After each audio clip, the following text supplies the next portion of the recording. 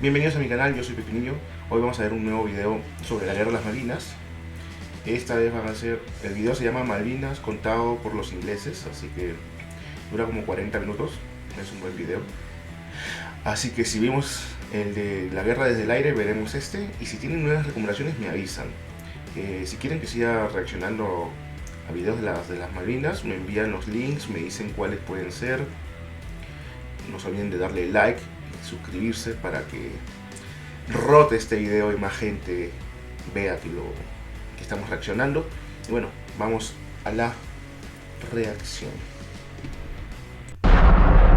30 years ago, Britain went to war with Argentina over the Falkland Islands.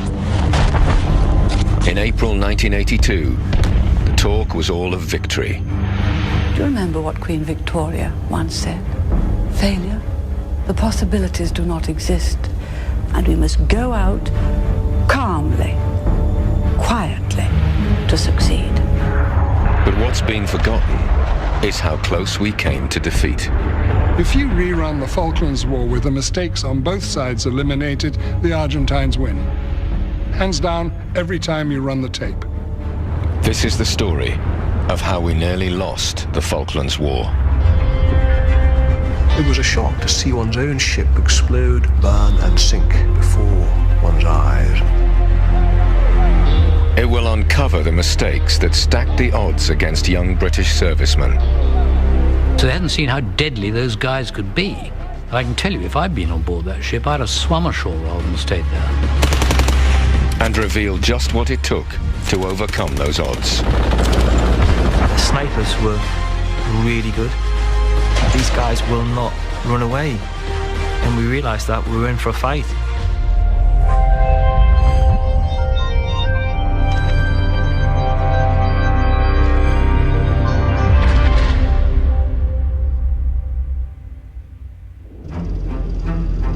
Argentina's flag flies over what was only hours before the residence of the British governor.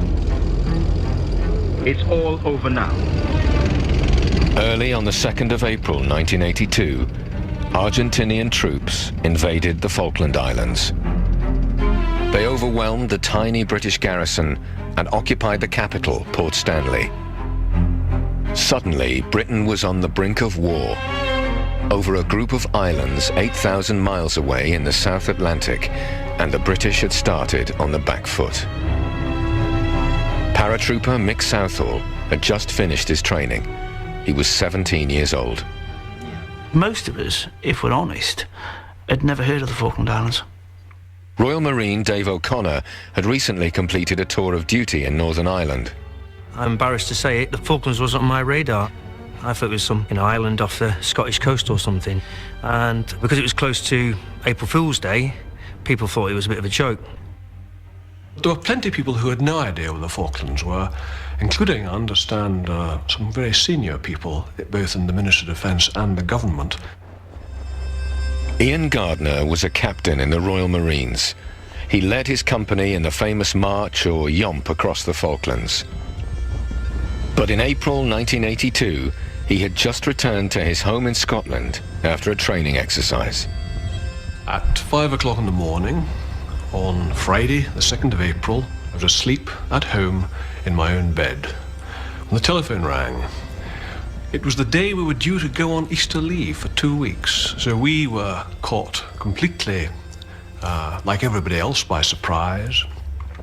And it's a strange feeling being called to war from one's bed. Britain was unprepared for a war in the South Atlantic, but British territory had been invaded and British citizens subjugated.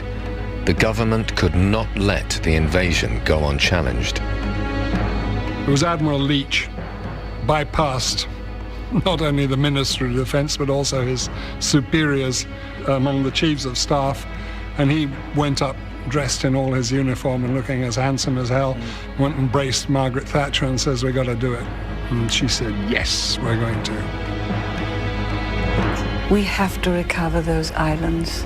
We have to recover them, for the people on them are British, of British stock, and they still owe allegiance to the Crown. A huge naval task force now had to be mobilized, but it would take 3 weeks to reach the islands, and the South Atlantic winter was fast approaching. Ivor Helberg was responsible for the logistics the troops would need to land and fight in the harsh Falklands terrain. My brigade commander rang me up at goodness knows what time of the morning, 2 or 3 o'clock in the morning, and said, go, go, go. We were really quite worried because it was obvious to me, certainly, and my brigade commander, that this could be very difficult and at very short notice. And we'd never had to do this, not at such short notice and so far away. Could it be serious? Something like 9,000 tons of ammunition actually had to be loaded. Food, of petrol, of all stuff to do with jerry cans. All the spares that needed to go for our equipments had to be loaded on from something like 32 different depots. The British had not expected to be launching an amphibious operation 8,000 miles away. Until 1982, British eyes were fixed on battlefields much closer to home as part of the Cold War with Soviet Russia. Because of the threat from the east, Britain missed the threat of an Argentinian invasion in the west. After the war, a government inquiry judged that the Foreign Office could not have foreseen an invasion and that it was committed to supporting the islanders. But Hugh Bacino, a Secret Service agent in Buenos Aires prior to the war, believes there were clear warning signs. There had been every indication that the Argentines were rousing popular opinion in that direction. There had been good intelligence from the defense attaché and from the SIS station of military preparations. There should have been no doubt that the Argentines would do something military. But Foreign Office policy was to sell out the islanders. They wanted to force the islanders into the arms of Argentina. Brigadier Julian Thompson commanded the first British troops to land in the Falklands. He was given a somber warning by the overall task force commander, Admiral Fieldhouse. He said to me, I have told the politicians that this will be a serious and bloody business. And you might think that I would be dismayed to hear that. Actually, I was rather glad, because I'd just heard a politician on the radio referring to the Argentines as tin pot dictators, which they might or might not have been. But what I didn't want was my people going around thinking these guys would be a pushover. But this was not the message being presented to the British public. Margaret Thatcher was bullish about Britain's chances of success. I am not talking about failure. I am talking about my supreme confidence in the British fleet, superlative ships, and excellent equipment. Soon after she spoke, some of Britain's most modern warships would burn and sink. Many British troops would be sent to the Falklands with inadequate equipment, and men would die in unnecessary disasters.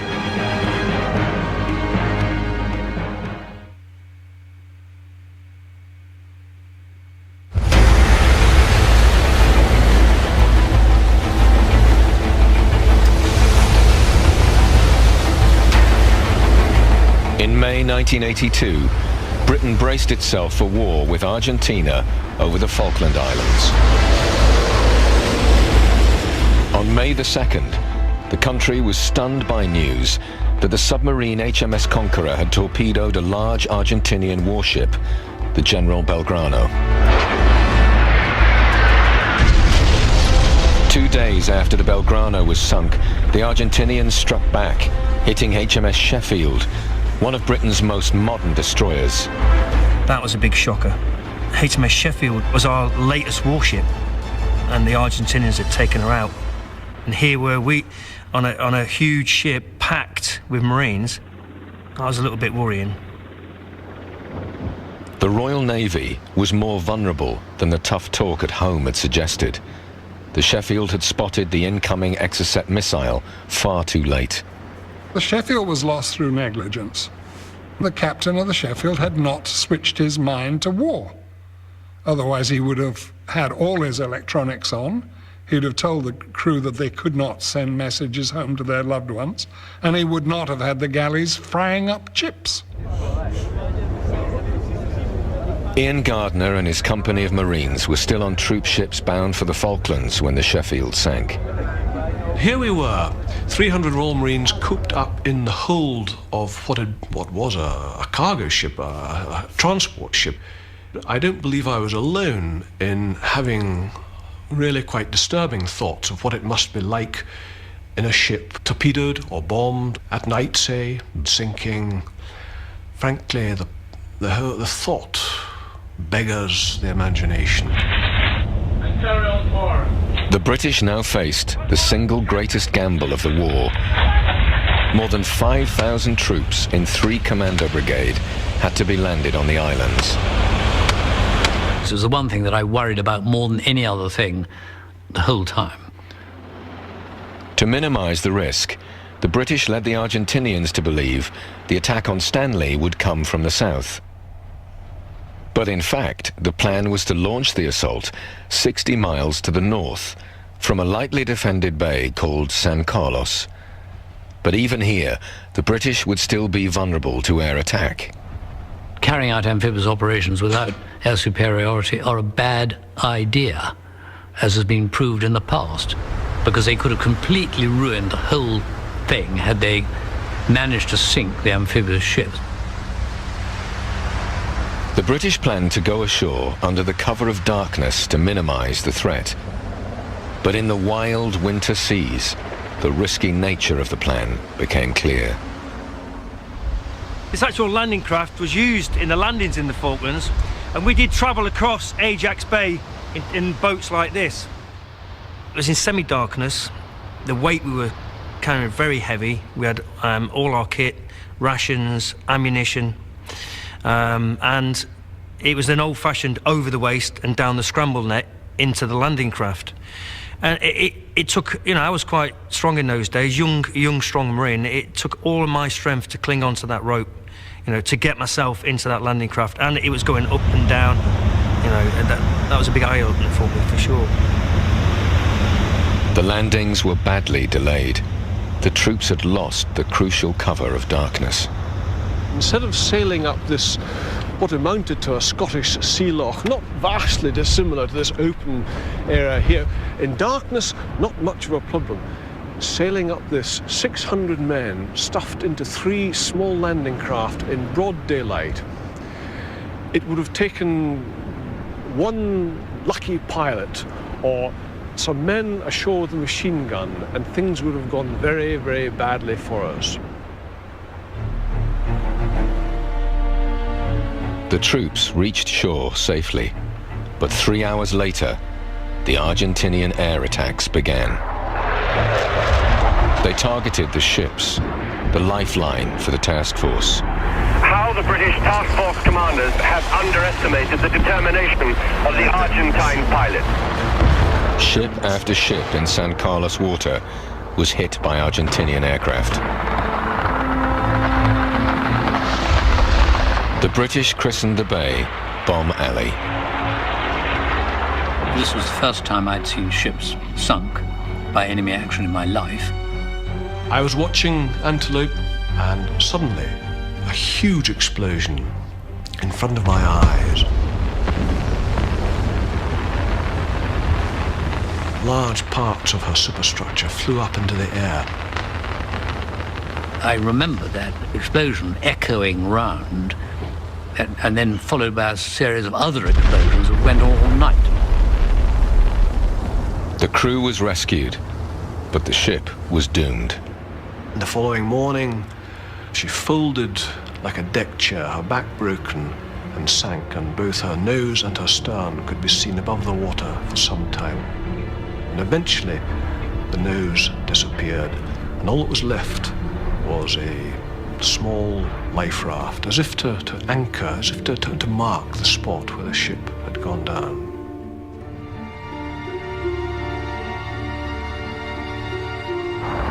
The Argentinian air attacks were relentless. British ships and Harrier aircraft shot down more than 60 enemy planes. But many Argentinian pilots were getting through to hit their targets.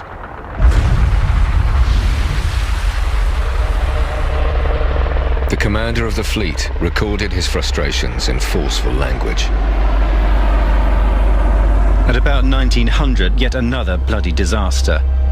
3 A4s bombed Coventry and Broadsword. Coventry badly hit and sinking. HMS Coventry, a destroyer, was hit and has been lost.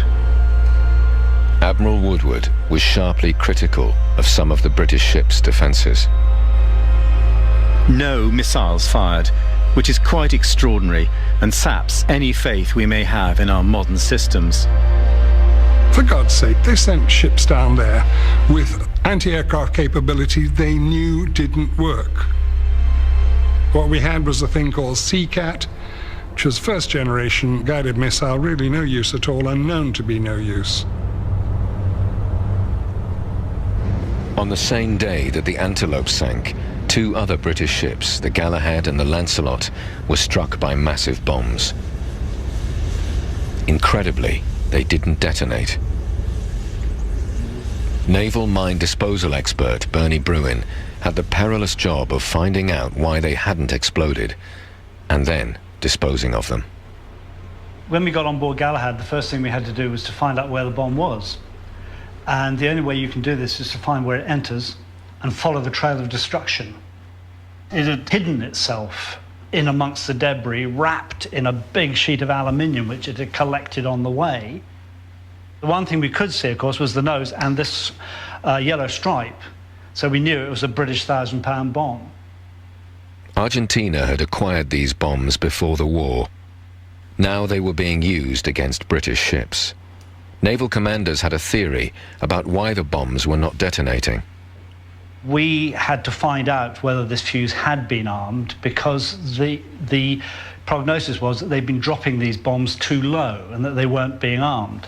And normally these fuses are activated by a propeller in the tail turning this little device here, which unscrews a screw which allows the fuse to arm itself and to move and work.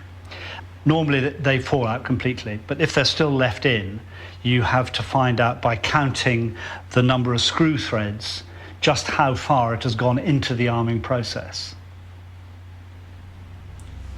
His worst fears were now confirmed. Even though the planes were flying low, the arming mechanism had done its job. What we had here, basically, was a bomb that was waiting to go bang. It just needed the slightest touch, almost. Not a sway or a push, but something like that. And that would have gone bang. And I had to take this out of the ship. The way I can best describe it is when you take your very young sleeping child from the back of the car at the end of a long day up to bed, you do it in a way that it doesn't know it's being moved. And that was in my mind about moving this bomb. I have to move it without it knowing that it's being moved. Bernie successfully removed the bomb from the Galahad. Naval disposal teams cradled unexploded bombs off 6 other ships. If these bombs had detonated on impact, the British campaign would have been stopped in its tracks. Then 4 days after the landings, the Argentinians struck another devastating blow. Exocet missiles hit a vital British supply ship, the Atlantic Conveyor. It was carrying 4 giant Chinook helicopters. 3 were destroyed. It was perhaps the single greatest setback of the war.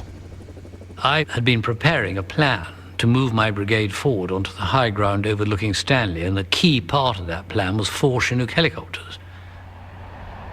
In the rush to pack equipment onto the task force ships, crucial errors had been made. I think it was a great mistake to put all your eggs in one basket, particularly such expensive, important eggs as that. Certainly in my own mind, in my own journal that I kept at the time, you know, I made 1 or 2 really pithy comments about what the hell are they doing? Are they completely mad? The destruction of that one ship changed the tempo of the whole war, as far as we're concerned. We would have to walk. The plan was for 3 Commando Brigade to approach Port Stanley from the northeast, rather than the route the Argentinians were expecting from the south. But the heavily burdened troops now faced a 60-mile march through the ferocious winds of the Falklands winter. This late 20th century conflict became a medieval slog across an unforgiving landscape. Ultimately, the lack of transport would lead to the greatest human tragedy of the whole campaign.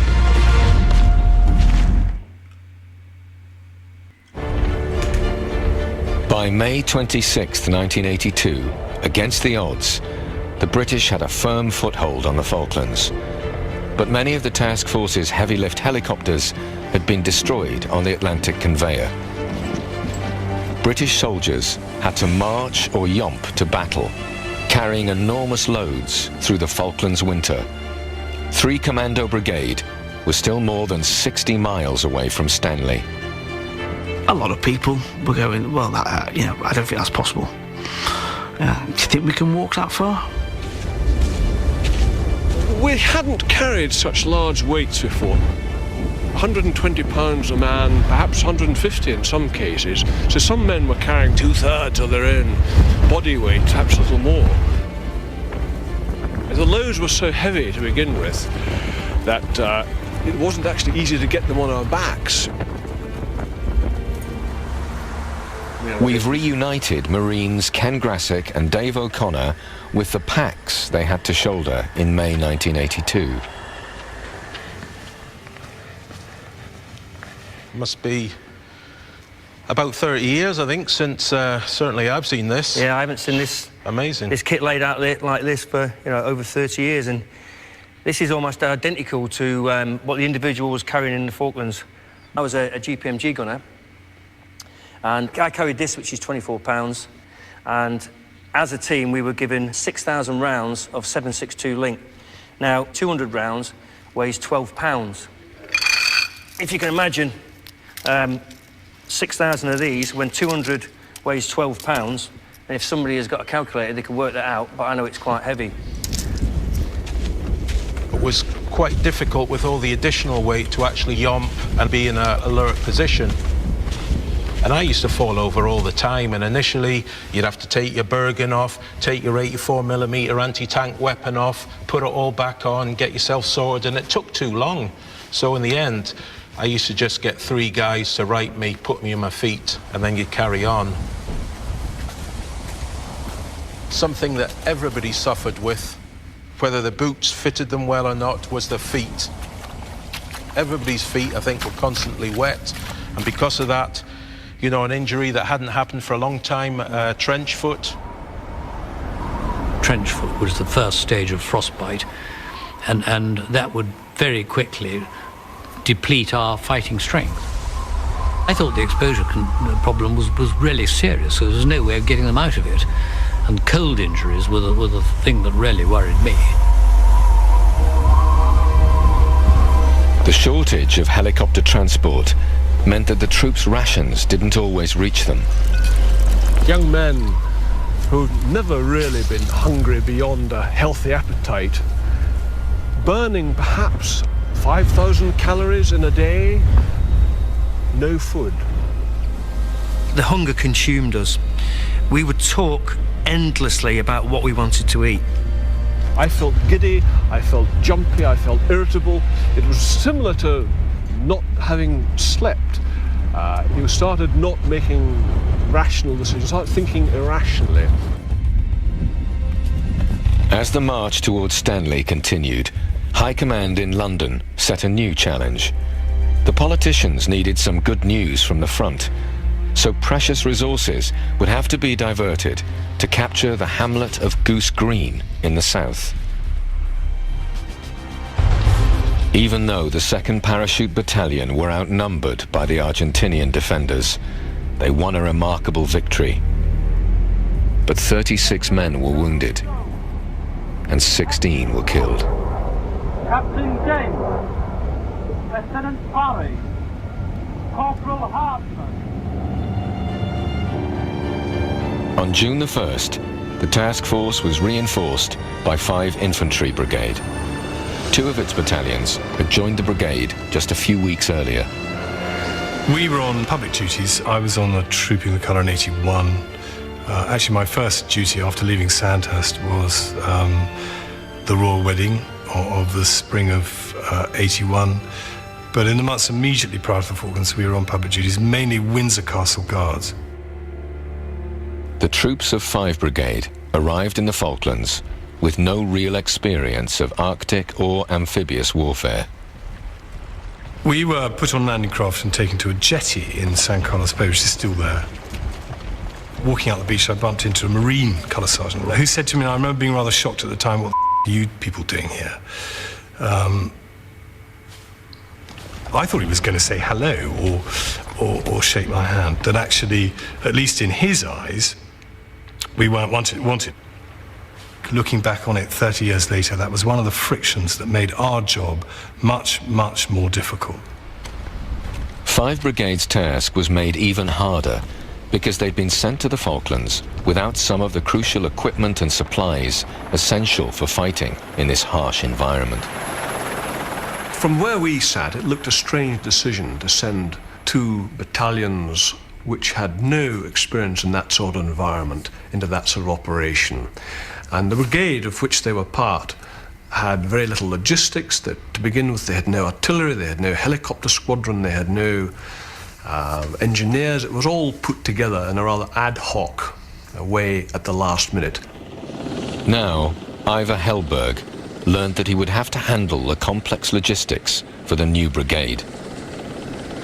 I obviously remonstrated with Julian Thompson about this being absolutely crazy. We were stretched enough as it is, looking after an enhanced brigade. But for another brigade on top of that, crazy. Parece que los hubieran mandado y le hubieran dicho, bueno, ya están ahí, hagan lo que puedan. Ojalá sobrevivan. Wow, qué difícil con ese frío no comer. Caminar 60 millas son, ¿cuánto? 100 kilómetros más o menos. Wow, qué frío. 96 kilómetros, ¿no? Nor was it clear what 5 Brigade's mission would be. What was wrong with their deployment, in my view, was that there was a certain woolliness about what they were meant to be doing. There was talk of them being occupation troops, and I don't believe that they were given a firm mission. But the commander of 5 Brigade, Brigadier Tony Wilson, wanted a much more active role for his troops. The new Land Forces commander, General Jeremy Moore, agreed that 5 Brigade should open a second front, approaching Stanley from the south. But the new southern route was exactly what the Argentinians were expecting. Even worse, overstretched resources would have to be diverted from the Marines and Paras, yomping across the northeastern route. The approach from the south was militarily insane. It was wrong by any measure. There was an established logistic route on the north side of the island. Their logistics were hair thin. The chronic shortage of helicopters meant that 5 Brigade, including the Welsh Guards, would have to march, carrying enormous loads. Their first march did not bode well. Just before we were about to leave, the mortar platoon arrived with pallets of mortar ammunition, which were broken up and put into our backpacks. Now, my Bergen was already heavy enough for me. To put 2 mortar bombs into it, on top of link ammunition, grenades, all the rest of it, made it practically uncarryable. The march was called off after less than 2 miles. Some saw this failure as a sign that the Welsh Guards were not fit for operations in the Falklands. I think it's a terribly cheeky thing to say and very inaccurate. And I think it, in some cases, is as a result of this kind of over-eliteness that we saw in some people down there. No one's pretending we were as fit as the Marines. How could we have been? And anybody expecting that sort of thing must have been either very stupid or mad. But the failure of the march required a new plan. The Welsh Guards would have to be carried by sea. It was the first step on the road to tragedy. On June the 8th, 2 companies of the Guards were on board a landing ship, the Galahad, heading for Bluff Cove. The plan was for them to land at night to avoid the risk of air attack, but they had been delayed, so they arrived in Fitzroy at daybreak. Actually, I was trying to get Galahad to move because it was a sitting duck. It was at anchor, for goodness sake. You know, beautiful skies, clear as they came. Absolute sitting duck. We'd seen how effective the Argentinian Air Force had been. I went and saw Galahad and went on board and tried to persuade the infantry of the Welsh Guards to get off the ship right away. The Galahad was lightly armed, and the Welsh Guards had no defense against air attack. They actually hadn't seen the Argentine Air Force at work, because for the 5 days they'd been there, the bad weather had kept the Argentine Air Force away. So they hadn't seen how deadly those guys could be. And I can tell you, if I'd been on board that ship, I'd have swum ashore rather than stayed there. Lieutenant Black was on the Galahad, preparing his platoon to disembark. My guardsman operator, so the radio operator, puts his hand on my shoulder and says, Sir, it's air raid warning red.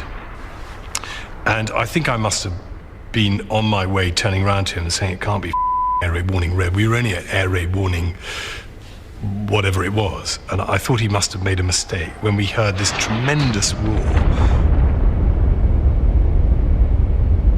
People shout, get down, get down. I'm still standing up. I'm standing opposite my sort of best mate. The force of the blast is so strong that it blows him against the bulkhead and dislocates his shoulder. I think there was pandemonium, nuclear screaming, and behind me there were men stumbling out of the doorway. Some of the casualties coming up were clearly in extreme pain. I don't think I'd ever seen people being burnt, and the smell and the stench of burning flesh is pretty awful. The casualty rate was 50 people died, mostly burnt alive, and well over 100 were seriously burnt and hurt. 2 weeks earlier, Bernie Bruin had successfully disposed of an unexploded bomb on the Galahad. Now he was witnessing the death of the ship he and his team had saved. There was a huge pall of smoke coming out of the access hatch to the tank deck. Every now and again she shook to explosions inside, which was ammunition cooking off. And it was fairly obvious that we couldn't actually do anything for her. It was just too much for us. We did find one young man who'd been killed there, and we covered him over.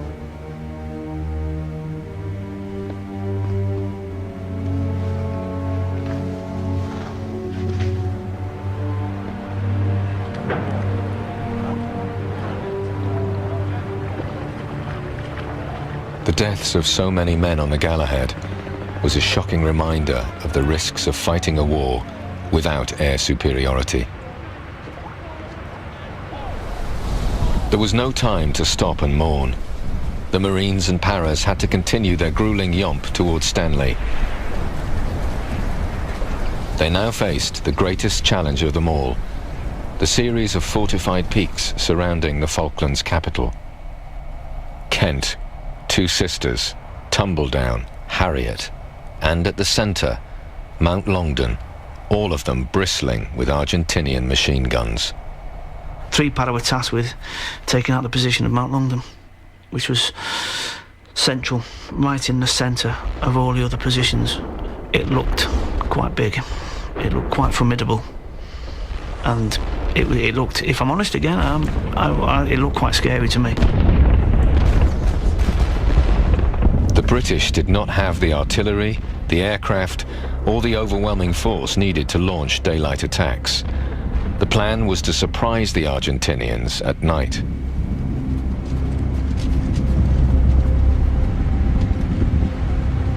I remember the moon being out, and I could see the silhouette of this mountain, and for some strange reason, it reminded me of a haunted castle with a silvery sky behind it. It was quite bizarre.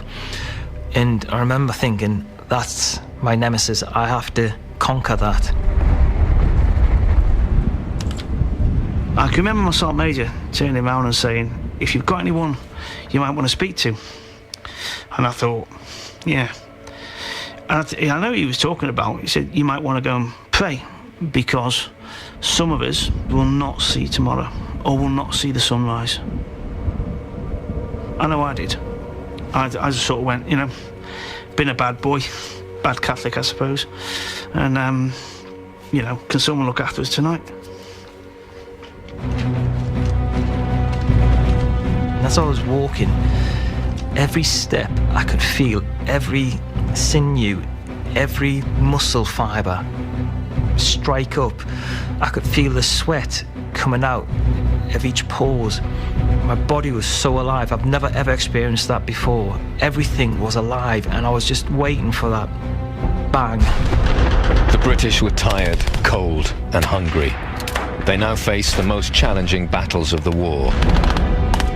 Outnumbered and outgunned by the Argentinian defenders.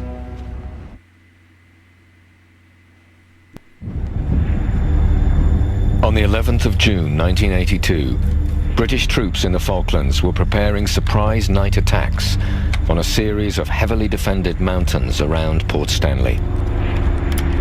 I kind of remember being told to fix bayonets.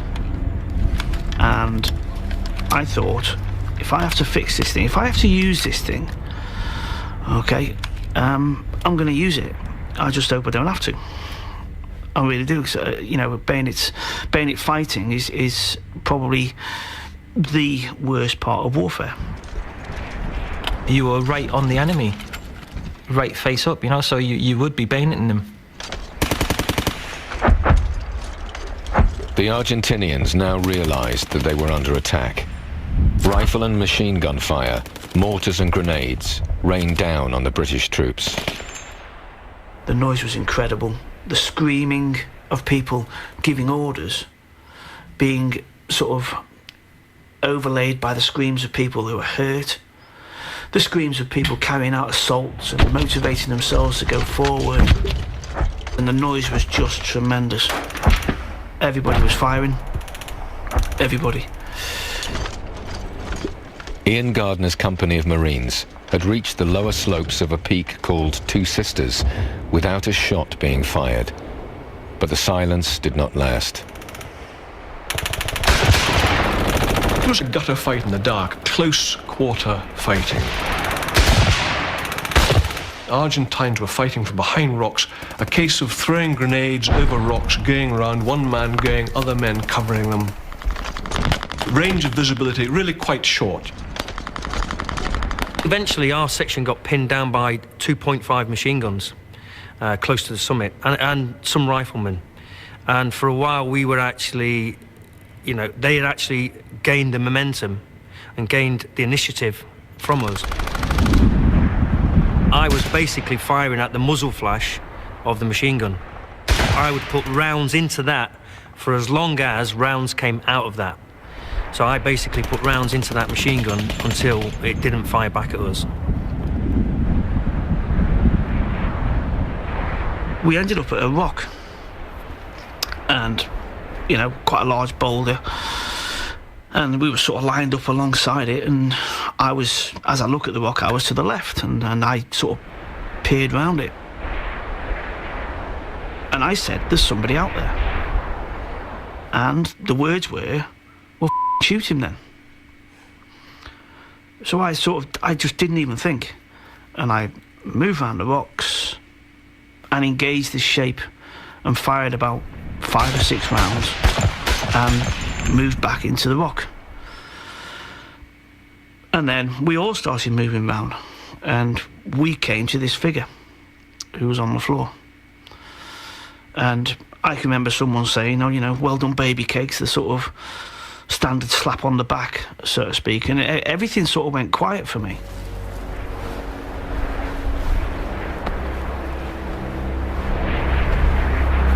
The Paras were losing men too. The Argentinians had the latest night sights, and they used them to deadly effect. It was pretty close, because guys were going down all around you. At one stage we were going, me and another colleague were going up, and next thing he just dropped, and he'd been shot right in the eye there with a 50 caliber machine gun. No chance, he was totally dead. It was at this stage that Court McLaughlin was given a command to actually, right, go and get our wounded, get our boys back, get up and go and get them. I moved out, and I found, or ended up at, next to a young guy called Neil Gross. Neil was obviously in some discomfort. We got him onto a poncho and we carried him as best we could. There were lots of people trying to carry Neil, lots of people, because he was in an awful lot of discomfort. So much it was just really sad. It was actually his 18th birthday. Wow. Neil Gross died soon afterwards. 2 17-year-olds were also killed during the battle for Longden, and 19 other Paras lost their lives. 3 Paras should have swept over Longden, but there was a nest of conscripts around a 50 caliber machine gun halfway along it who said, no, you're not taking this hill just yet. And that's all it took. I mean, you can be as hard as nails and as well equipped as you like, but if you come against people who are prepared to stand their ground, you're going to lose men.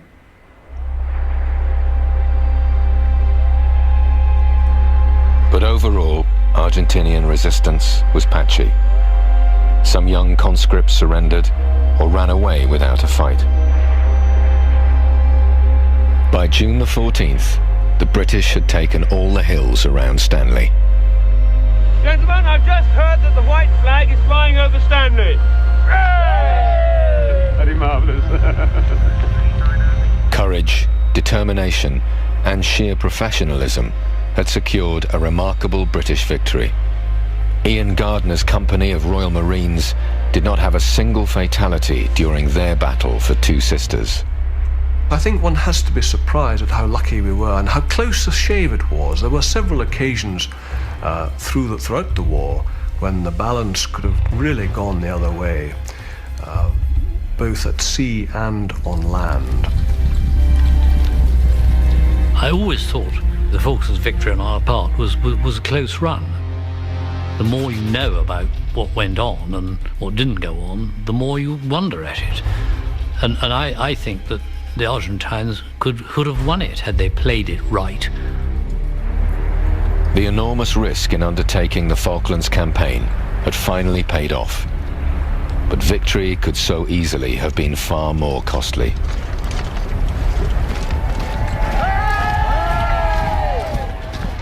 We really had no understanding of how competent the Argentinian Air Force actually was. Had they actually really focused on the amphibious landing and had their intelligence been slightly better than it was, they could have done us awful harm. Today, tensions are once again high in the South Atlantic. The British government says it is committed to defending the Falkland Islanders' right to self-determination, and that it has the necessary air, naval and land forces in place to protect the islands. But the man who led 3 Commando Brigade in 1982 has a sobering warning. We couldn't do it again. If the Argentines invaded the islands tomorrow, we couldn't retake them because without a carrier. And so they would be lost. It would be a huge betrayal if they were taken again. Because all that blood and sacrifice, and all the money, I might add, that we've spent on defending them for the last 30 years would have been totally wasted. 255 British servicemen and at least 650 Argentinians died during the Falklands War. 3 islanders were also killed. The British government says that no military campaign is perfect, and lessons from the Falklands conflict have been learned by the armed forces. Those who survived must hope they're right.